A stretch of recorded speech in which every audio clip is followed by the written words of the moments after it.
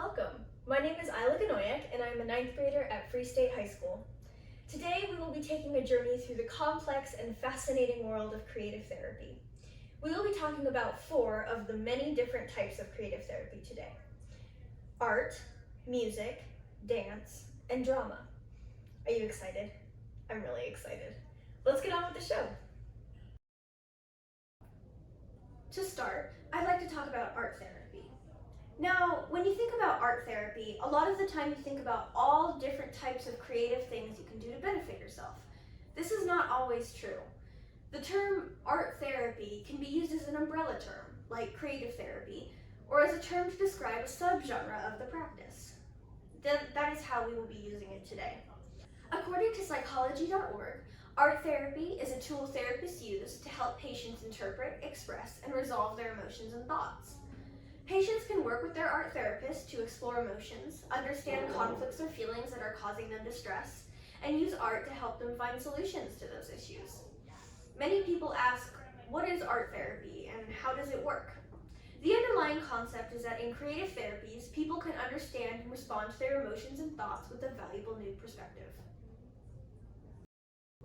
During an art therapy session, a therapist works with the client to understand what is causing them distress. Then the therapist guides the client to create art that addresses the cause of their issue. Now that we've got a better understanding of what this practice entails, let's look at 2 stories, vastly different but still connected through art. A few years ago, in 2014, the small sanctuary city of Chelsea welcomed the wave of unaccompanied minors arriving at our nation's border. This warm embrace was very much needed, as the children who arrived in Massachusetts were in search of reunifying with their families, as well as a life in which they could seek safety away from the persecution and gang violence that has taken over their communities. Not only are these children and families born into a life woven with layers of generational trauma, but they are fleeing their beloved country and culture to make the treacherous journey from either Guatemala, Honduras, or El Salvador with the dream of reaching the US border. This journey is embedded with atrocity and horrific trauma and seems to persist when these children reach the large, overcrowded, freezing detention centers. In order to tell this story and begin to heal from this trauma, a young boy who was 11 at the time of crossing the border and who is now 14 years old shared with me, his art therapist, through this collaborative art making piece. Together, the 2 of us crocheted and sewed a small granny square from tethers of fabric ripped and tied together from an old purse. During the art making process, this boy began to tell this therapist about how cold the detention center was and how he saw a small boy who is scared and trembling. The boy described that in that moment, he felt that while his situation was frightening, this other boy needed to be sheltered. This client shared how he gave the boy his sweater, but in the moment wished he could cover him in a blanket. As this client spoke, he reminded this therapist about the lack of human dignity in the detention center and being stripped of all what little things he had left, such as documents, photos, and phone numbers. As a response, he created the center of the blanket with a secret zipper pouch to hold his belongings. This final piece shares his story of being sent off to the US by his abuela, whom he left behind, yet is covered with memories of the bright fabrics to keep him safe and warm.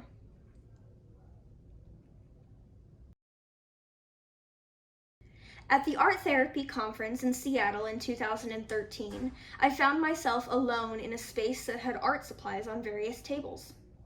I happily made a colorful abstract landscape, enjoying the quiet activity in the middle of a busy weekend. After I created my landscape, I took a dowel and some red paint and made a path of red dots along the mountains and into the sky. And then I moved on to more presentations. At the time, the painting did not mean very much to me, but it seemed to have kick-started a new phase in my art.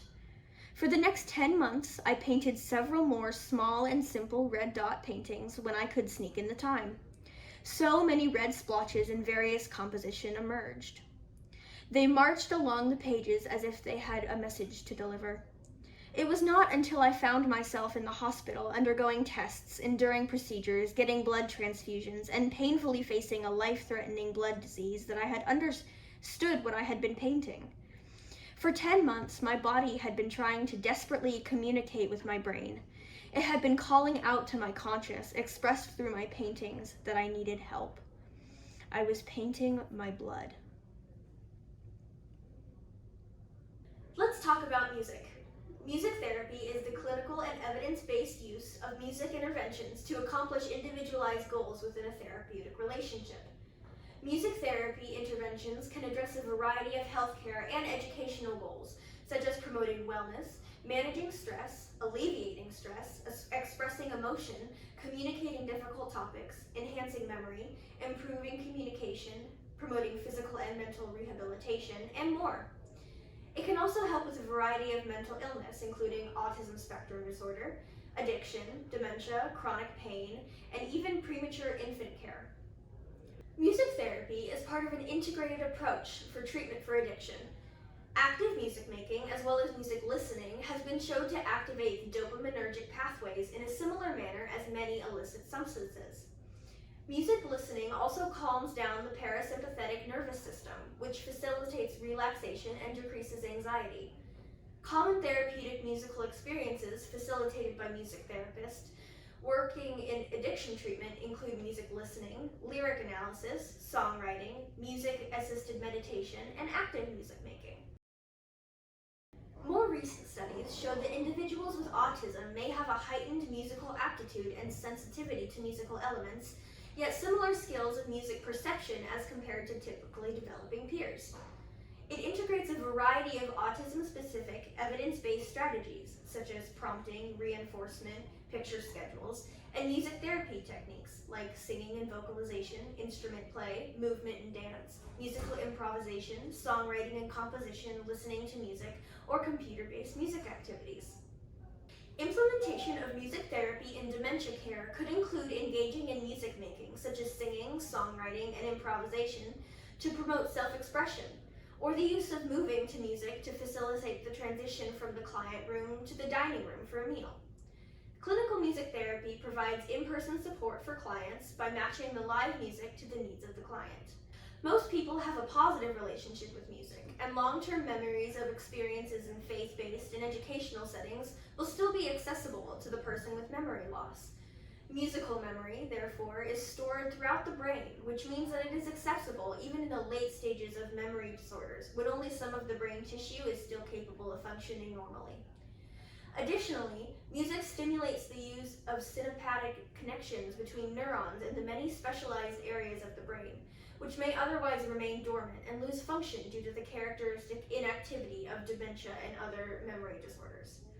Music therapy cannot reverse the loss of cognitive function, but it can maximize the existing function.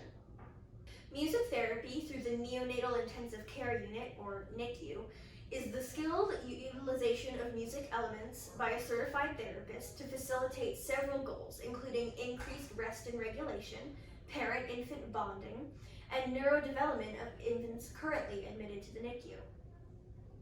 Pain is a complex, subjective experience that involves not only sensory but also cognitive and psychosocial processes. Therefore, music therapy aims to address a multitude of factors that may exacerbate the pain experience or play a role in the transition from acute to chronic pain. Music therapy for pain management goes beyond listening to pre-recorded music to distract or relax and involves individualized, active music making and engagement to optimize pain management. I had the pleasure of speaking with Dr. Cynthia Caldwell-Dunn, a music therapy professor at the University of Kansas. Dr. Dunn was kind enough to meet with me on a video call to discuss the field. Here's how it went. What does a typical music therapy session look like? So it's funny, I just had a prospective student ask that same question. You know, honestly, there is no typical, and here's why. Because we can work with people from birth to death, and in educational settings, in medical settings, correctional, mental health, assisted living facilities, there isn't really a typical session. We're always working to design and adapt music in order to help an individual have a better quality of life and to meet specific needs. So for example, like I work at the cancer center. I run an advanced practicum over there. So I'm in the room with the patients when they're having their chemotherapy infusions. Sometimes we're doing what we call receptive music therapy. In other words, they're having a lot of pain and anxiety, or they are exhausted and need to fall asleep. So we might use the music to regulate their heart rate, to even really put them to sleep. Whereas if I'm working, for example, with a child with cerebral palsy who needs to work on strengthening their gait, in other words, they're walking and they're having to strengthen their muscles, I might be using something very rhythmic because I'm wanting to create the pulse for their walking. So I might be using a drum, or I might be using a guitar strum where I'm doom, doom, doom, right, left, right. So to stimulate that. So it our sessions vary so much based on what we're working on and who we're working with and where, like what type of environment, because educational needs are going to be very different than, say, medical needs. How does your job affect your general lifestyle, your outlook on the world, life, people you come in contact with, things like that? That's a really good question. Um, I think there's something incredibly rewarding in feeling like you have improved somebody's quality of life. But it also makes you incredibly grateful because there's a lot of people in this world, um, where I certainly recognize my privilege as a person who has, for the most part, good health, um, live in a stable environment and all those things. I think it often gives me perspective on what I could and should be doing beyond even just music therapy. What current issues or trends in the field should people be more aware of, you think? Well, I think we're really focusing on, um, with the needs in healthcare, with the mental health concerns that are pretty rampant, especially post-COVID. With aging population, people are living to older age because of medical advancement. So we have a lot more older adults living in assisted living facilities and stuff like that. I think as music therapists, we need to be really aware of how diverse um, the populations that we may work with are, and to open sort of our eyes to that there's not only one way to think about this, but that there are, people who have lost loved ones, so people who are bereaving after a death, people who are in hospice, uh, older adults in memory care who are starting to have dementia issues and or Parkinson's or other, age-related issues.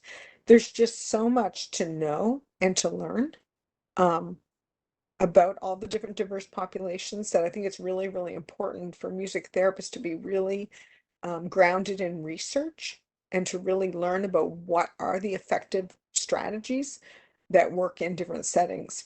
That's probably the one thing that I think I'm pretty biased towards. I think is really, really important.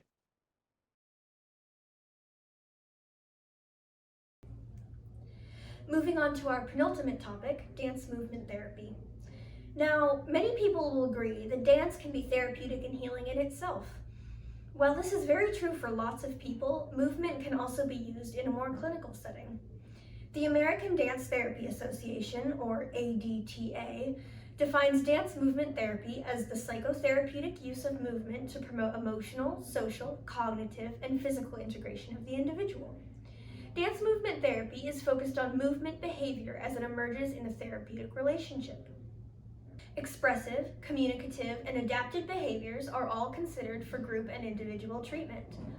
Body movement, as the core component of dance, simultaneously provides the means of assessment and the mode of intervention for dance movement therapy. Dance therapy is also practiced in mental health, rehabilitation, medical, educational, and forensic settings. and also in nursing homes, daycare centers, disease prevention centers, health promotion programs, and in private practice.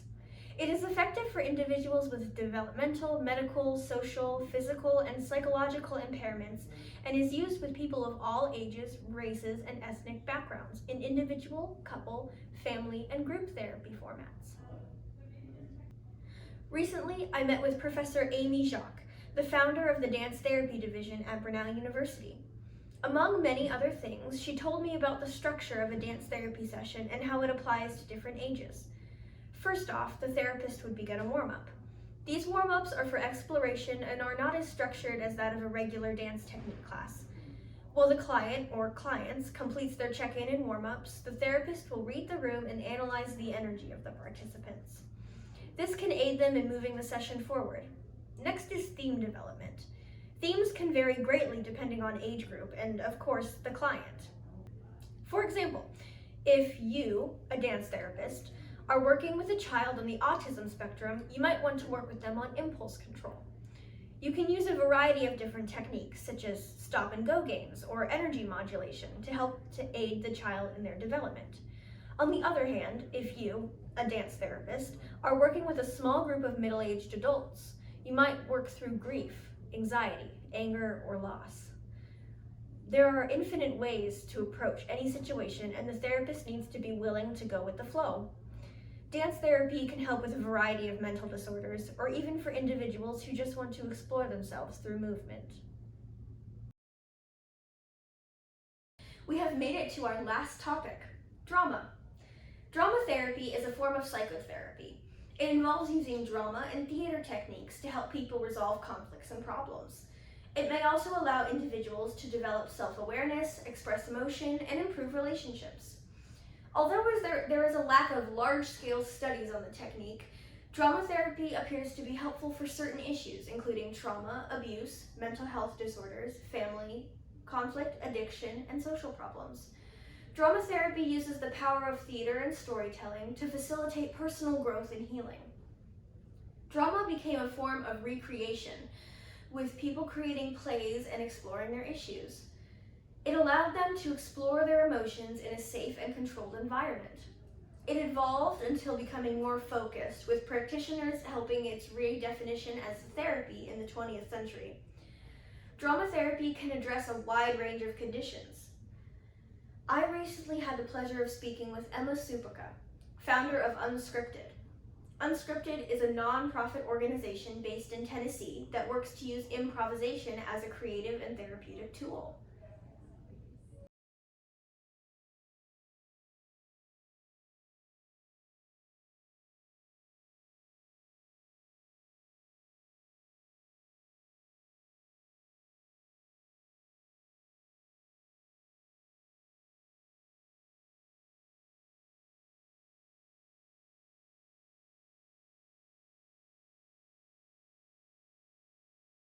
Okay, Yes. I can go right back in. I'm gonna try to Awesome, not get in the thank you. weeds on it either.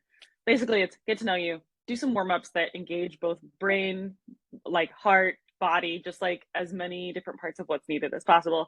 And then we get into exercises that are specifically geared toward what is supposed to happen in the room. So there's always like, I always say there's only so many like improv exercises that you can play. There are more than you can fit into one session, but you'll see a lot of the same ones used for way different like goals. But what matters is the sort of like motivation and lens of the teacher. So the person in the room matters a lot. So if we're in a like recovery center, it's somebody who probably has some sort of lived experience with addiction, no, like somebody in their family, or they're sober themselves, something like that. Like they understand, or they've really been trained in that, like they develop empathy and as much sort of like understanding of that perspective and life as possible. So there's that. If it's we also sprinkle in, and how much depends on, again, like how much time we have and the motivations there, moments for reflection. Like it starts really simple, like what was fun, what was hard, what was not fun, whatever, just invite sort of like reflective moments. And then it gets into sometimes more specific things. Like if we're teaching improv for teachers, then it goes into like, how can you use this in your classroom? Or how does this apply to 7th grade science? Something really specific. If it's our improv for anxiety class, it's something that's like, what do you feel in your body? What happens next? Just things like that that are more specifically like psychoeducational pieces of the puzzle. Yeah, that's it. And then there's always like a closing, some kind of closing thing. We often do like a personal takeaway and a compliment to somebody else. So that's just, it's nice to hear from somebody else, like what they noticed and what somebody else notices is different than what you noticed. So Some, I guess, like personal attributes, personality traits, mm, just like things like that that are kind of maybe not essential, but important or helpful to have. mm-hmm. Okay, so I think it's obviously people who like people are in this field. I love people, and I use that word really specifically. Like, I just love people. I am a people person, and I always have been. Um, that's actually something that I think I could be better at is just like boundaries. So somebody who understands how to set like personal boundaries but also loves people, that's something I wish I'd worked on a little bit more, is my own stuff, you know. My own, like, I didn't go to therapy when I was younger, so just having like my an understanding of my own self in this space, instead of just getting other people and understanding how to help other people, but just like and again, I think that's way more normalized at this point than it was when I was like growing up. So cool. I think it's important. um uh to that end, I'm a really sensitive person. Being a teacher gave me a little thicker skin for, that's just it. Like, I think there's a little bit of need there of letting stuff roll off a bit, because there will be criticism. If you grow up as an artist, like if you're doing anything in the arts and you're getting critical feedback about your own heart all the time. So I think artists are actually set up to be pretty good teachers as long as they're getting critical feedback. Sometimes they're not like in a vacuum. But I think it's a personal, like a good personal attribute. What like advice would you give to someone if they said they wanted to either like start their own organization, nonprofit, or Hmm. like kind of follow the path that you took? Hmm. The thing that I tell everybody is don't start a nonprofit unless it has to be a nonprofit, because that's a lot of work.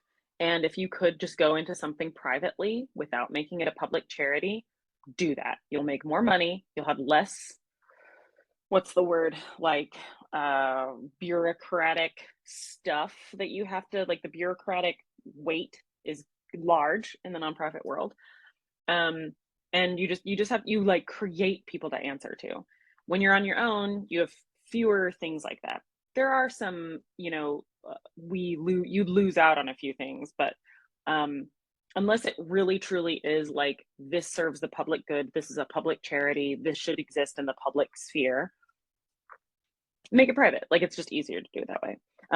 We're the only nonprofit that does the work that we do, so it makes sense for us to be a nonprofit. I also have a degree in nonprofit leadership. Like, I think there's a lot of things that I do in the nonprofit that is really me, like just me, and it could have been a private thing, but now I get to step away from it at some point, and the work will continue whether I'm there or not. And so that's why it felt right to be a nonprofit. But if you're like, I just want to do this work, and who knows whether I'm going to do this forever or if it really needs to be in this, do that. Like, think about it both. Like, just because it's doing good for people doesn't mean it has to be a nonprofit, if that makes sense. You can privatize good and still make it affordable, and still, like all those things. It can be a values driven private business. Haha. Where do you see the, maybe not necessarily the field, but like the organization or just general, like the improv world, going like in 10 years, maybe? Great question. Improv is, like I said, we're still in the sort of history of improv being written, and we will be for a while, right? Improv has historically, and including now, been really white and male. And I think that's shifting. It's already shifting, and I'm really excited. Not just like that's the way it should be, because improv is so pay to play that there are just like natural gates. There's a lot of gatekeeping. There's a lot of like, well, I went through this. You have to pay all this money to take these classes to just be allowed to be on a stage. I think that's so stupid. Like, it's really antithetical to the whole thing. Improv started in 1930 Chicago by a settlement worker who used theater games to help immigrant children connect with one another. Like, it's so incredible. Like, it's the roots are in people work and social work. And so for it to have gone so far in this, like, well, you got to be a rich straight white dude with a plaid shirt on us. I'm getting like into politics stuff, but like that's so silly, you know. It's like, this is such the people's art, so like, let's have this. And it's happening, you know. And so I'm excited, not just because that means more people have access to this like joyful healing art form, but the art's gonna get better because the more people doing it, the more lived experiences that you get to witness being explored and premises and perspectives on stage, the better. So I'm really excited about improv shifting to be that direction. Thank you so much for joining me in my exploration. Before I go, I would like to give a special thank you to a couple of people that made this whole thing possible. I would like to give a thank you to Mr. Morrison, Ms. Hegeman, Ms. Amy Jacques, Ms. Emma Supaka, and Dr. Cynthia Caldwell-Dunn. Thank you for supporting me in my endeavors and being willing to share your knowledge and wonderful experiences with me. I hope that everybody has enjoyed, and thank you so much for joining.